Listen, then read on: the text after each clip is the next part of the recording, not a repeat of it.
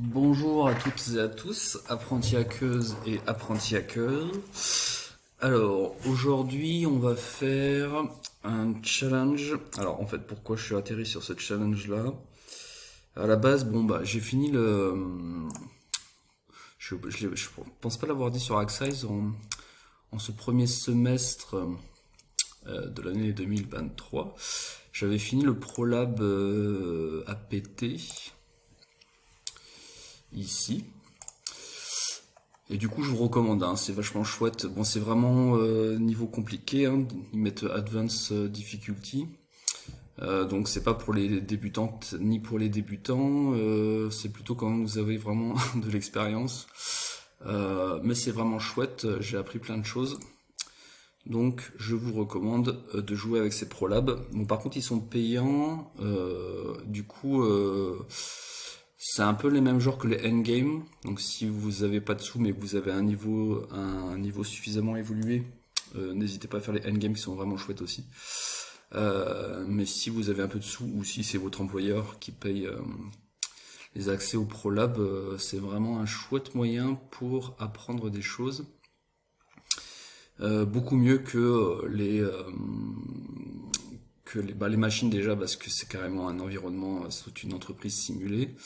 Et mieux aussi que les Fortress parce que les Fortress c'est quand même moins réaliste. Là les ProLab ils sont bien plus proches d'une attaque réelle, d'une cyberattaque réelle. Mais bon, quand c'est des ProLab, il n'est pas possible de faire des write-up pour ces...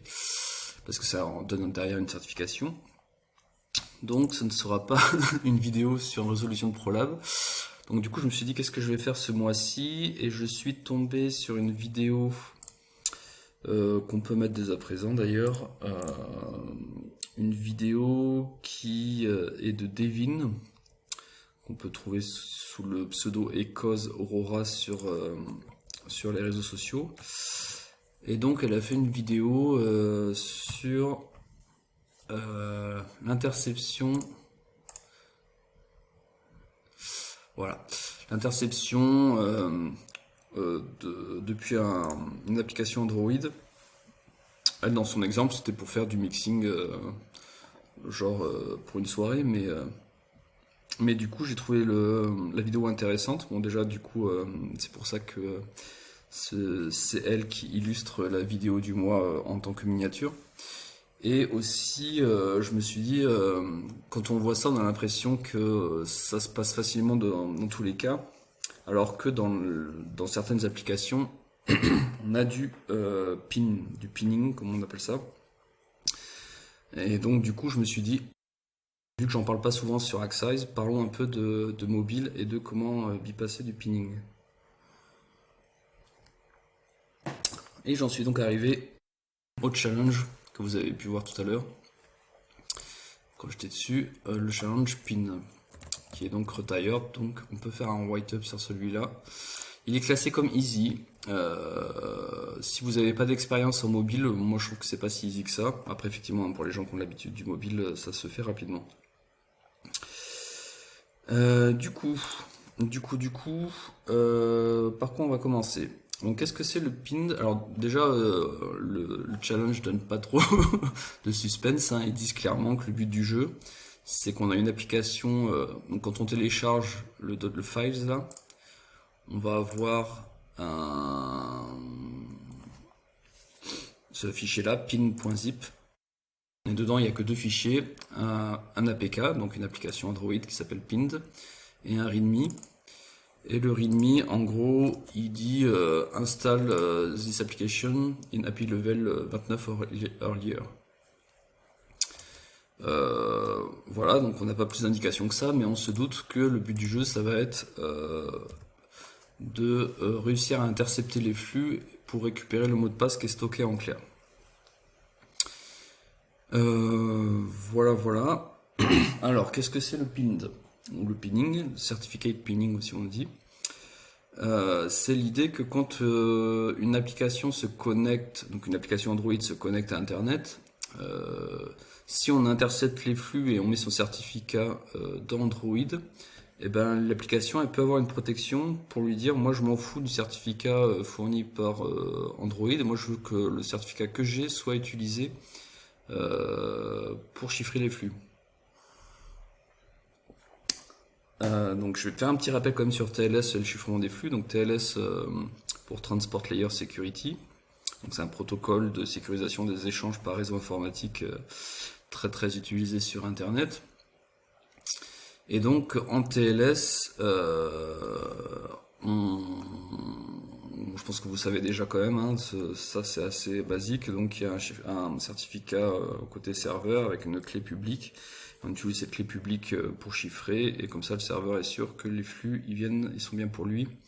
Et après il y a une autorité de certification qui vérifie que qu'on a bien le bon, on va accéder au bon service et c'est pas un service usurpé. Bref, du coup, si l'application est code en dur, et c'est ce qu'on va voir, c'est le cas dans cette application-là, si elle est code en dur, le certificat à utiliser, et ben on aura beau se mettre en travers, on verra rien dans Burp, enfin dans Burp ou dans autre chose, hein. Ici je vais utiliser Burp pour intercepter les flux. Et donc on verra que dans Burp ça génère une erreur et on verra comment passer outre cette erreur. Alors ceci étant dit, donc si je reviens sur ici, donc là j'ai déjà installé pas mal de trucs pour gagner du temps. Donc je rappelle à la base on a juste le pinned APK et le readme. Le readme va pas trop servir, on peut déjà l'oublier. Donc si on fait un APK tool des pinned pour extraire un peu ce qu'on voit, enfin pour extraire ce qui est au sein du APK. APK en vrai c'est juste comment on appelle ça, une archive. Donc je vais mettre donc si je vais dans pinned, donc ce que je viens d'extraire avec APK tools et que je regarde l'Android manifest, on voit que il n'y a pas de restriction sur on peut utiliser que l'API à partir de telle version. Donc ça c'est très pratique parce que ça va permettre de pouvoir utiliser des vieilles versions d'API qui sont moins sécurisées que celles d'aujourd'hui. Donc on va jouer à ça de ce pas. Et donc première étape c'est voir un peu ce que fait ce APK. Alors on peut le faire en statique ou en dynamique. Moi je trouve qu'en dynamique c'est plus pratique, surtout que là on en aura besoin. Donc allons-y sur du dynamique. Donc j'utilise Genymotion. Donc Genymotion c'est un émulateur Android cross-platform donc pour tester des applications de manière manuelle ou automatique. Et pourquoi j'utilise Genymotion? Il y a plusieurs solutions. Je dois avouer que moi j'ai toujours, enfin historiquement, ça fait un moment que j'ai joué avec les mobiles et les applications mobiles, et j'ai toujours galéré, peu importe les solutions, que ce soit Android, Studio, etc., etc. Donc Genymotion, j'ai un peu moins galéré que les autres, mais ça reste quand même pas super stable. Et pour le coup, moi, j'ai plusieurs machines, donc quand j'ai une machine qui galère pour faire marcher Genymotion, bah, j'utilise une autre machine. C'est plus rapide que de trouver pourquoi tel driver ou enfin pourquoi le hardware n'arrive pas à faire fonctionner le truc. Donc voilà, donc si vous avez des soucis avec Genymotion, vous inquiétez pas, c'est pas méga stable. Mais bon, espérons qu'aujourd'hui ça passe. Donc je crée un nouveau terminal, on s'en fout un peu. Là pour les tests, j'ai pris Google Nexus 5, peu importe. Ce qui est important par contre, c'est de prendre donc une vieille version d'Android. On va prendre la 6 pour éviter les protections les plus récentes. Et après le reste, je vais tout laisser par défaut. Je le mets en bridge parce que je vais avoir envie qu'il discute avec mon burp qui tourne sur ma machine haute. Et voilà, c'est installé, je fais démarrer. Et en espérant qu'il n'y ait pas de soucis, il va me démarrer une émulation d'Android 6 sur un périphérique virtuel qui serait un Google Nexus 5. On le laisse démarrer tranquillement. Voilà.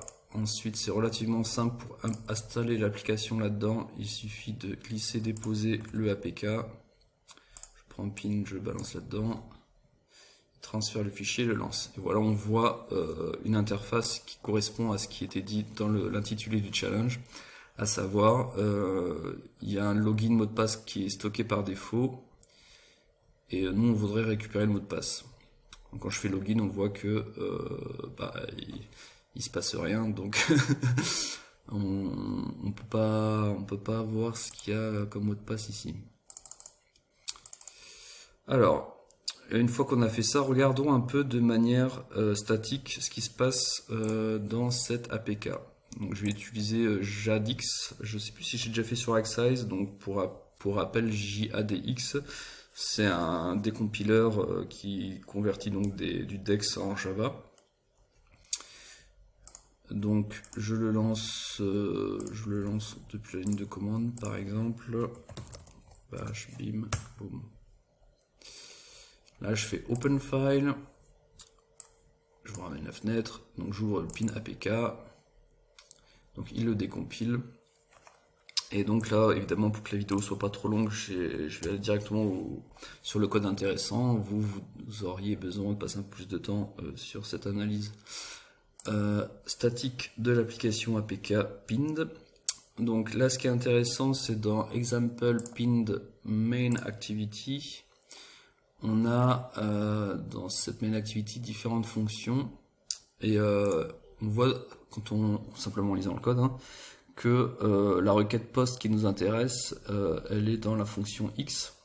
Donc cette fonction x qui, comme on le voit, va envoyer donc l'utilisateur bnavarro et un mot de passe qui est, on va dire, obfusqué de manière avancée. Donc vous pouvez récupérer le mot de passe en analyse statique en vous tapant la désobfuscation, mais ça va être beaucoup plus long que si on arrive à bypasser le pinned et intercepter le flux. Si on regarde la fonction juste avant, la W, on voit que c'est la fonction qui va générer le certificat, donc un certificat auto-signé, pour chiffrer la communication. Et donc comme elle utilise ce certificat, on aura beau mettre ce qu'on veut comme interception dans Android, ça va pas fonctionner. Ensuite, si on regarde, si on continue d'investiguer, si on voit dans onClick du main activity, on voit qu'en effet, dans un premier temps, elle va appeler la fonction W, celle qui génère le certificat, et ensuite, elle va appeler le post. Donc, c'est cohérent avec avec notre analyse jusqu'à présent. Et enfin, sur l'analyse statique, le dernier point intéressant, c'est dans le B, run. On voit ici que si on modifie le certificat, en gros, et l'application va dire non, je ne veux pas me connecter, démerdez-vous pour récupérer les flux en clair autrement. Voilà, donc tout ceci étant dit, comment on peut bypasser du pinned? Et c'est là que va intervenir Frida. Alors, Frida, c'est quoi? C'est un toolkit, comme on dit en français, un toolkit, une suite d'outils pour instrumenter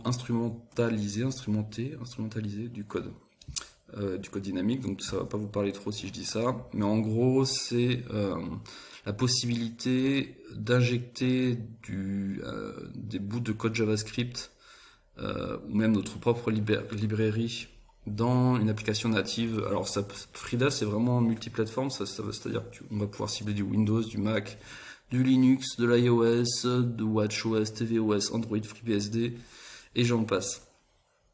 Donc dans notre cas, c'est de l'Android. Et donc ce qu'il faut comprendre là, c'est qu'en gros, avec Frida, on est capable de mettre en place des hooks, donc de détourner des fonctions pour faire tourner notre code à la place du code prévu par l'application. Donc ça, c'est possible uniquement si on est... alors, en tout cas, c'est beaucoup plus simple si on est administrateur de la machine, donc si on a les droits root ou les droits d'administration. On peut faire des choses quand on a que les droits user, mais c'est des choses plus limitées et plus compliquées. Là, on s'en fout, hein. Sur Android, je rappelle que si je fais juste... sur Android, pardon, sur Genymotion, si je fais juste ADB Shell, on voit que je suis root, puisque Genymotion, évidemment, elle va installer un Android virtuel qui nous donne les droits route dessus. Donc on va pouvoir faire pas mal de choses. Ça tombe bien, c'est ce qu'on veut faire.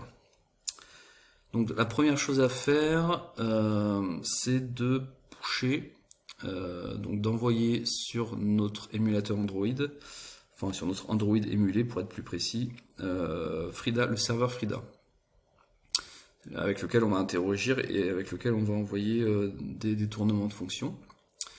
Donc pour faire ça, on a besoin du serveur Frida que j'ai déjà mis ici. Donc je suis allé le télécharger sur Frida, tout simplement sur le GitHub de Frida. Et je vais le renommer, bon c'est déjà le cas, mais c'est pour vous montrer que le Frida Server c'est la même chose, hein, c'est juste que je l'ai renommé pour que ce soit moins long comme nom de fichier. Donc ensuite j'envoie ce Frida Server sur notre Android émulé. Et donc si je vais dans le répertoire data local /tmp, qui est le répertoire que j'ai spécifié comme destination, on voit que Frida Server il est passé. On voit par contre qu'il n'a pas les droits d'exécution, donc je lui ajoute. Voilà, on va pouvoir lancer Frida Server. Donc je fais /Frida Server simplement, et ça tourne. Pour vérifier que ça marche, donc de mon côté j'ai installé Frida, hein, vous verrez c'est assez simple, hein, Pipix installe Frida. Normalement il n'y a pas de souci à ce niveau là, c'est beaucoup plus simple que de faire marcher Genymotion. Et donc si je fais un Frida ps-u, je mets ça en grand, on voit que parfait, il arrive à interagir avec l'Android émulé et il affiche donc les différentes applications. On peut faire ça de manière un peu moins exhaustive, c'est-à-dire juste afficher les applis en faisant Frida ps-u petit a. Et là on voit que il y a différentes applications installées, y compris Pin, qui est celle qui nous intéresse, qu'on a installée par un simple glisser-déposer.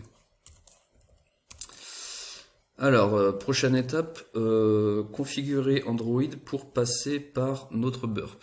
Donc déjà, on lance burp. Il est ici.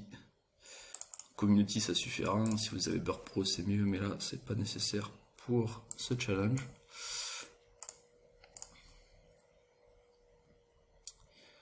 Donc une fois que j'ai lancé burp, comme je vais avoir envie que l'Android émulé communique avec burp, il ne faut pas que je le mette en écoute uniquement sur l'interface locale, mais que je le mette en écoute sur toutes les interfaces ou pour être plus sécurisé, il faudrait dire précisément sur quelle interface, mais là on va pas y pouvoir, si vous voulez, on peut le faire. Allez, hop.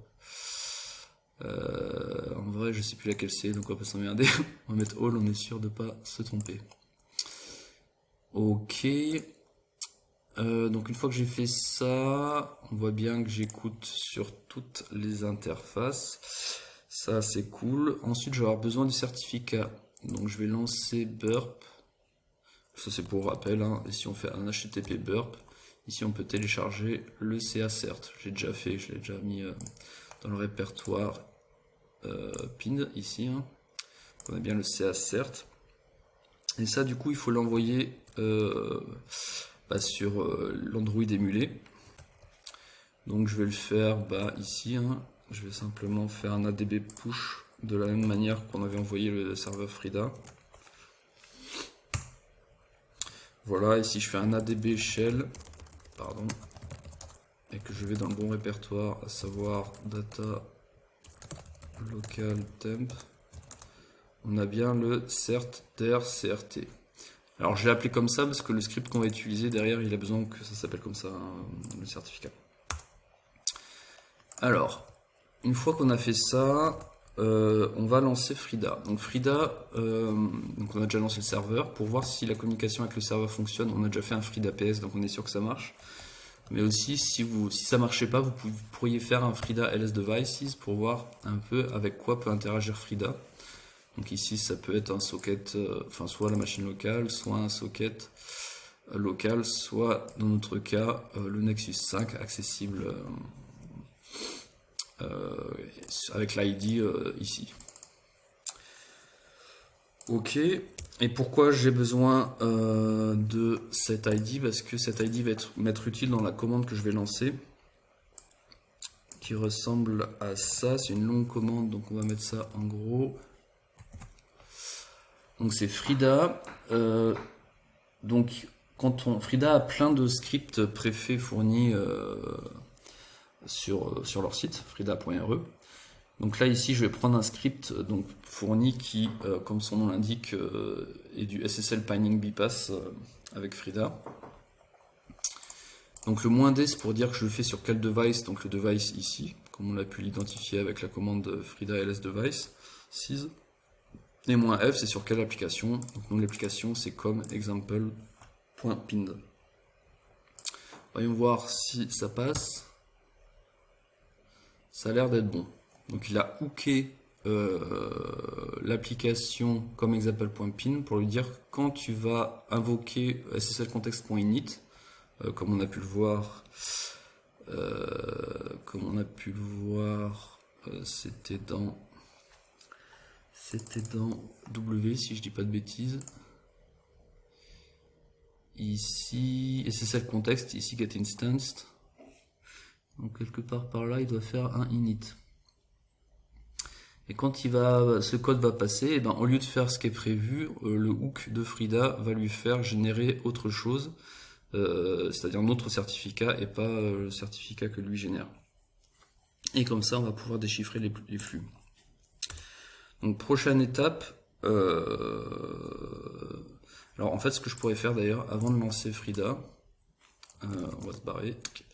C'est regarder ce qui se passe si on lance pas Frida déjà. Donc, si on regarde HTTP history, pour l'instant il n'y a pas de flux. Donc il faut déjà qu'on configure aussi notre Android pour passer à travers notre proxy.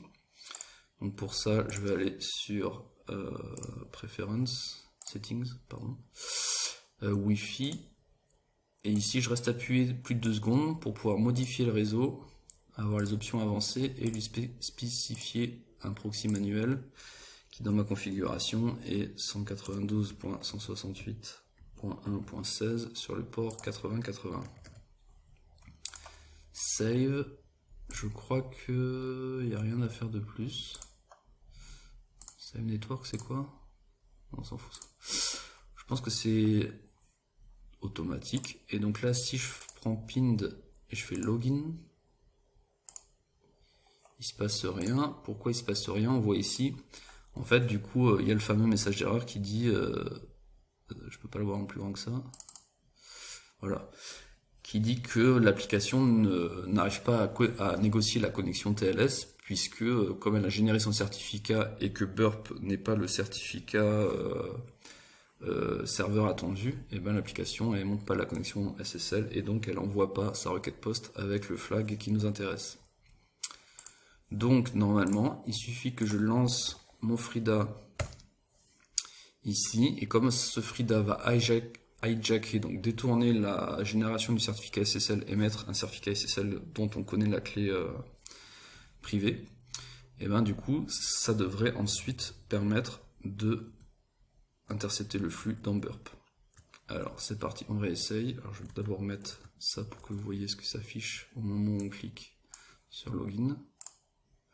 Donc là on voit qu'effectivement la SSL context init est demandé, donc le hook passe bien et c'est bien détourné.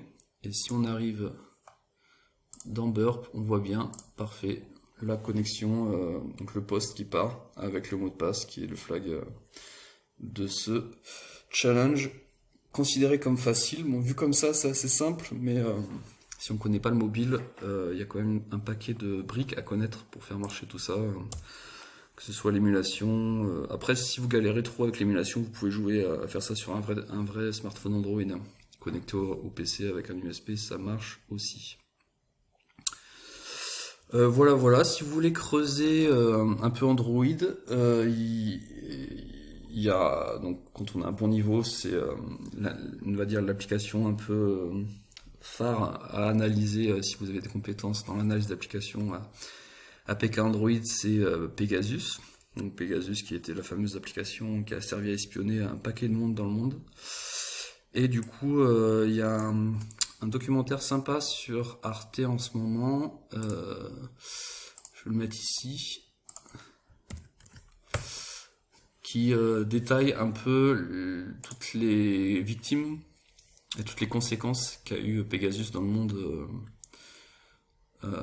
Donc c'est pas mal de voir qu'il y a des applications Android particulièrement efficaces pour l'espionnage, et donc c'est important que des hackeuses et des hackers aient des compétences d'analyse d'applications Android pour comprendre ce qui se passe et éviter ce genre de problématiques. Voilà, ce sera tout pour cette vidéo. N'hésitez pas à laisser des commentaires. J'en ai eu des pas mal ce mois-ci sur des vieilles vidéos, donc n'hésitez pas non plus à laisser des commentaires sur mes anciennes vidéos, il n'y a aucun souci. Et je vous dis à la fois prochaine pour faire un pas de plus vers le niveau hacking de Lisbeth Salander.